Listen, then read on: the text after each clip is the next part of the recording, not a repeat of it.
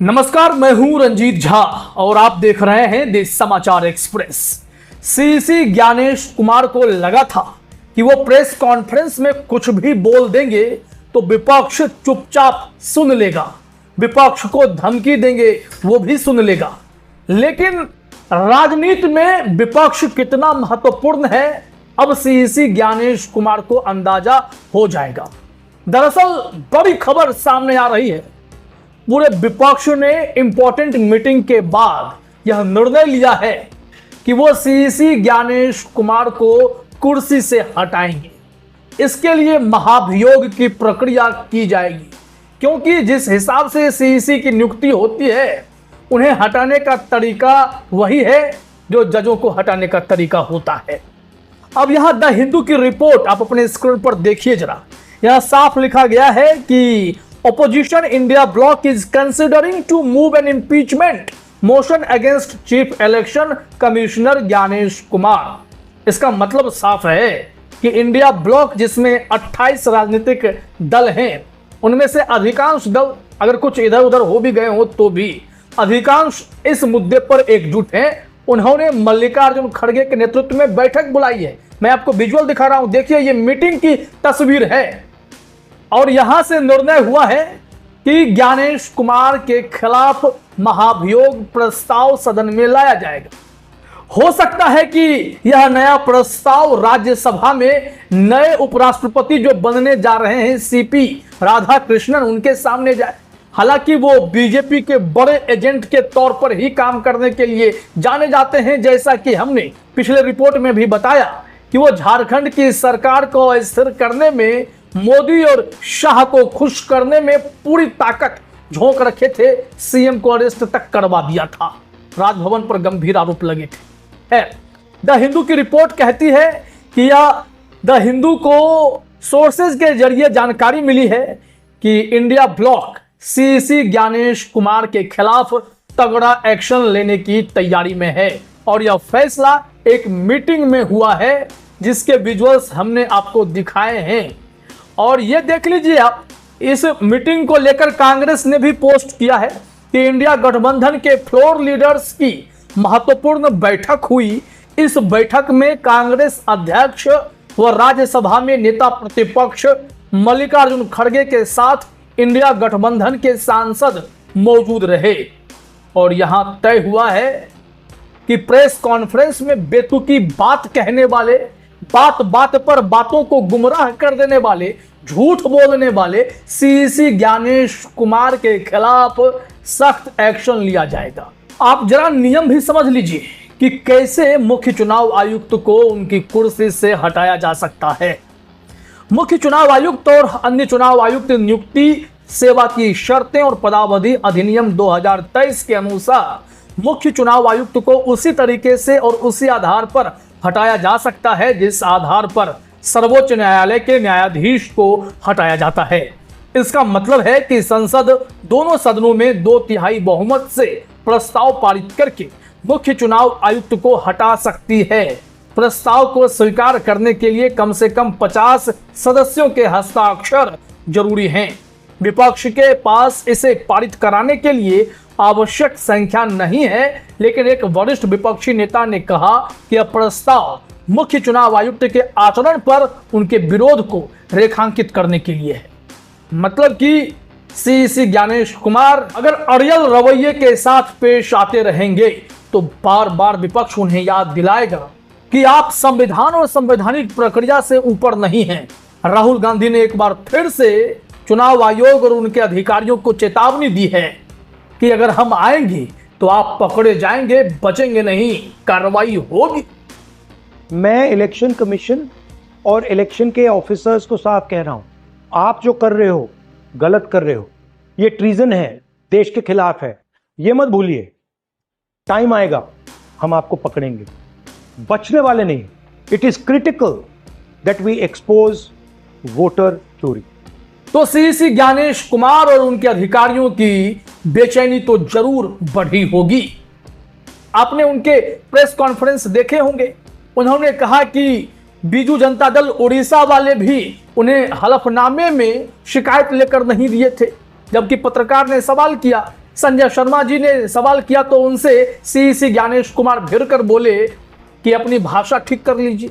क्या चुनाव आयोग रथ का टूटा पहिया लेकर कृष्ण की तरह आगे बताएं। हाँ भाषा देखिए, भाषा अच्छी रहे तो अच्छा लगता है जी। अब ऐसे में वो भी एक बड़ा झूठ था। दूसरी बात, अखिलेश यादव ने कहा कि हमने एफिडेविट दिया था और उन्होंने सबूत दिखा दिए। अब इस सबूत का क्या जवाब देगा चुनाव आयोग? सीईसी ज्ञानेश कुमार सफेद झूठ बोलते हैं।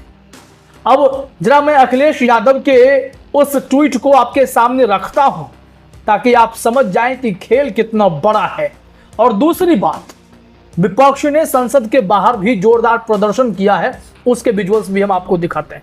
लेकिन अखिलेश यादव ने कुछ सबूत दिखाए, आप भी देखिए।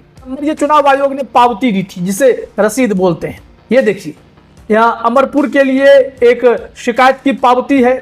यहाँ बख्शी का तालाब के संबंध में भी देखिए एक यहाँ पर है।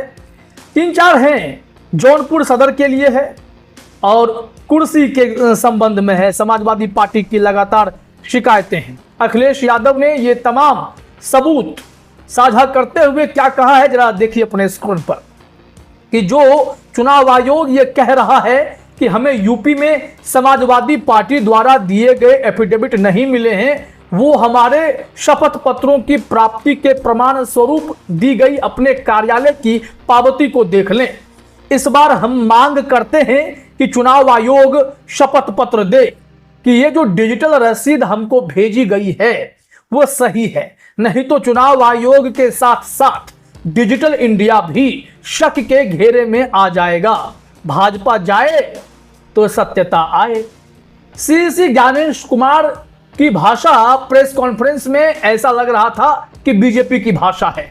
पत्रकार ने कहा कि राहुल गांधी सवाल उठा रहे हैं कि आपने अनुराग ठाकुर से कभी नहीं कहा कि आप एफिडेविट मुझे दो, लेकिन राहुल गांधी का प्रेस कॉन्फ्रेंस चल ही रहा था, वो प्रेजेंटेशन दे ही रहे थे जिसका आप अभी माखौल बना रहे हैं।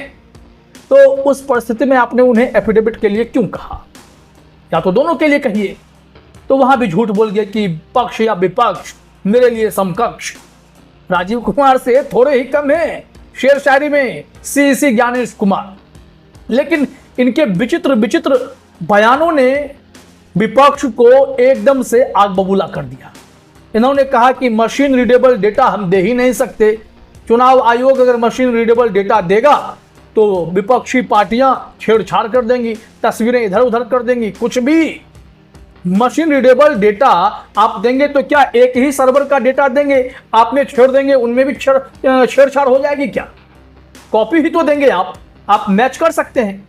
दूसरी बात यह, चुनाव आयोग ने कहा कि राहुल गांधी को हलफनामा देना ही पड़ेगा। वो भी सबसे बड़ा झूठ है, क्योंकि हलफनामा जिन नेताओं ने दिए भी उनका कोई जवाब चुनाव आयोग ने नहीं दिया और साफ तौर पर कह दिया कि इन लोगों ने कोई हलफनामा दिया ही नहीं था। तो इससे बड़ा झूठ और क्या हो सकता है? अखिलेश यादव ने जब ऐसा कहा तो राहुल गांधी ने उसे रिट्वीट करते हुए कहा, एफिडेविट तो वोट चोरी पर पर्दा डालने का बस बहाना है। अब जरा आप अपने स्क्रीन पर देखिए कि विपक्ष ने कितना तगड़ा प्रदर्शन किया है और क्या कहा है, वो हम उसके बाद आपको बताते हैं।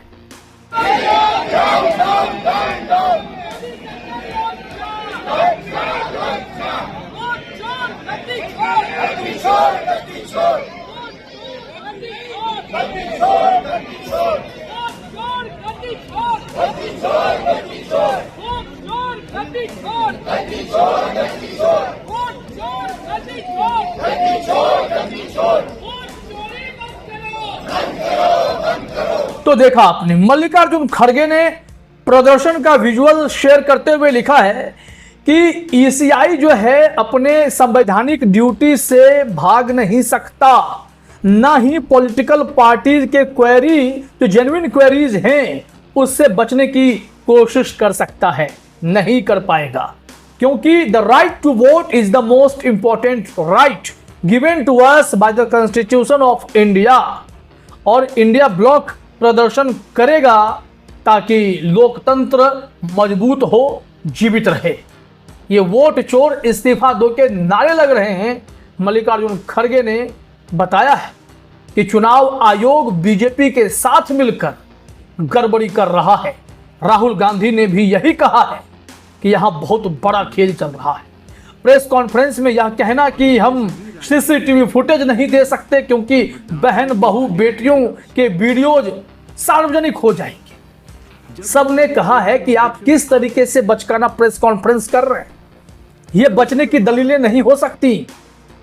सीसीटीवी फुटेज देने से किस प्रकार की निजता का हनन होगा, आप हमें यह बताइए। वो तो तस्वीरें तभी वायरल होंगी जब आपकी गड़बड़ी पकड़ी जाएगी और जो गलत होगा उसे तो एक्सपोज होना होगा। तो सीसीटीवी फुटेज अगर कोई पार्टी देखे, उसे एनालाइज करे, तो इसमें गलत क्या है? आप तो आनन फानन में डेटा डिलीट करने की तैयारी में हैं, जो कि सरासर धांधली की ओर इशारा करता है। लेकिन भारतीय इतिहास में यह भी याद रखा जाएगा कि जिस संवैधानिक संस्था के पास लोकतंत्र को जीवित रखने की जिम्मेदारी थी, जिसके पास निष्पक्ष और पारदर्शी चुनाव कराने की जिम्मेदारी थी, वो संस्था कॉम्प्रोमाइज हो गई और उसने इस तरीके का कृत्य किया कि उसके चीफ इलेक्शन कमिश्नर के खिलाफ इंपीचमेंट मोशन लाने की तैयारियां तेज कर दी गई हैं। तो यह देश में इस वक्त सबसे हॉट टॉपिक है। देखिए विपक्ष इस मुद्दे को कहां तक ले जाता है। फिलहाल इस वीडियो में इतना ही। आप तमाम साथियों का हमसे जुड़ने के लिए बहुत बहुत धन्यवाद, शुक्रिया।